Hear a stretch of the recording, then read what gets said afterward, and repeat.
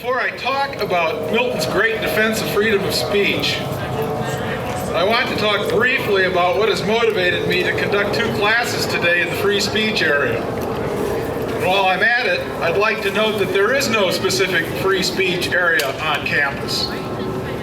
The whole campus is a free speech area. Even the faculty senate. I'm conducting these classes in the open here today under the eyes of the administration. At least I would like to think I was under their eyes, but I understand they're out of town on a retreat. I'm out here because I think free speech is gasping for breath on the Fresno State campus. And because John Milton is the writer who has the most to tell us about why free speech is absolutely necessary for us to function as participating citizens in a university and a democracy. Today at Fresno State, the university is facing 2 crises. One is over the diminishing allocation of state funding to higher education, and that's serious. That's a very serious crisis. I just got a phone call, but I think I will not take it right now. Okay, today at Fresno State, 2 crises. One is over the diminishing allocation of state funding to higher education, but the second is shutting faculty out of their rightful role in university governance. As serious as the budget crisis is, the latter problem is even more serious in its implications for how education will go forward at Fresno State. The faculty traditionally, and for good reason, has the major role to play in a university in deciding curriculum and instruction. Budget cuts and hiring patterns will affect that immensely. Therefore, the faculty not only has the duty to advise administrators on budget matters, but it just makes sense that administrators would want faculty input. To that end, we have a faculty senate, which has 3 committees that ought to be highly involved. The University Budget Committee, the General Education Committee, and Academic Policy and Planning. The faculty elects the membership of these committees, but they have been virtually cut out of the budget decision-making process during the last year. Now, when I say that the faculty has been shut out of its rightful role in decision-making, I mean that in 2 ways. First, the information that the faculty needs to participate in a discussion about the crisis has been so slow in coming, so deliberately slow in being supplied, so sketchy, so opaque, that now, in the 11th hour of decision-making, we have really been denied a voice. Second, the process that has gone forward while looking like faculty consultation has largely been nothing but wallpaper, the sham of consultation in what has been a profoundly undemocratic process.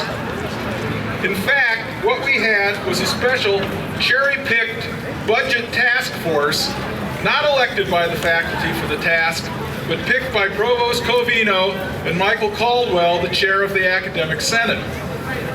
The task force was given a very narrow charge, and as a task force has not been given any genuine opportunity to have a dialogue about its recommendations with the faculty. These recommendations include the merger of the schools of arts and humanities with social sciences, and the virtual destruction of the School of Sciences and Mathematics by splitting it between education, engineering, and agriculture. Now, I will get back to all of this in more detail, but for now, let's go to John Milton, who in 1744 faced a problem that was perhaps even more serious. John Milton, who was born in 1608 and died in 1674, set out at an early age to become the greatest epic poet in the history of England. You can imagine that. Let's say you're 13 years old and you say, I've decided to become the greatest epic poet in the history of the United States. He eventually made good on that promise, even more spectacular, by writing Paradise Lost. His career, however, was broken in half by the English Civil War. Risking his own artistic ambitions, and finally even his life, Milton diverted his energy from poetry to politics, becoming the public intellectual for the parliamentary cause in England and putting his poetry second for nearly 20 years, while he wrote prose tracts defending the Revolution, Protestantism, freer divorce laws, and free speech. Milton's Aeropagitica stands today as one of the foundational documents in the defense of free speech and the free market of ideas. One of the reasons why John Milton got behind the forces rebelling against the Stuart king, Charles I, was that he hated the censorship laws of the Stuart regime, and he hated Catholic censorship on the continent of Europe and banning books even more. After the victory of the parliamentary forces over the Stuart royalists in 1644, the censorship laws of the Stuart regime were repealed, only to be replaced by the licensing laws of the Presbyterian winners. Milton watched aghast while the side he had fought for in print, the side he hoped would usher in a new age of liberty, proceeded to enact its own licensing laws, silencing its opponents. Milton wrote Aeropagitica in response, once again sticking his neck out for what he believed was right. Now, there are a lot of things to be said about Aeropagitica. The beauty of its rhetorical structure and style, the complexity of its style, which I'm sure that the students in my 147 and Milton classes have already contended with.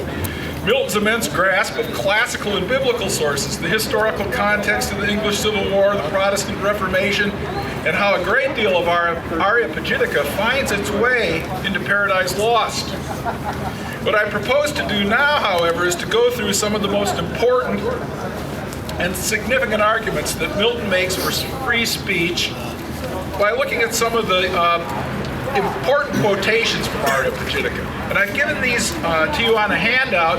If you would like that handout, if you just got here, it's up there under the Milton and Revolution book. Please feel free to grab a copy.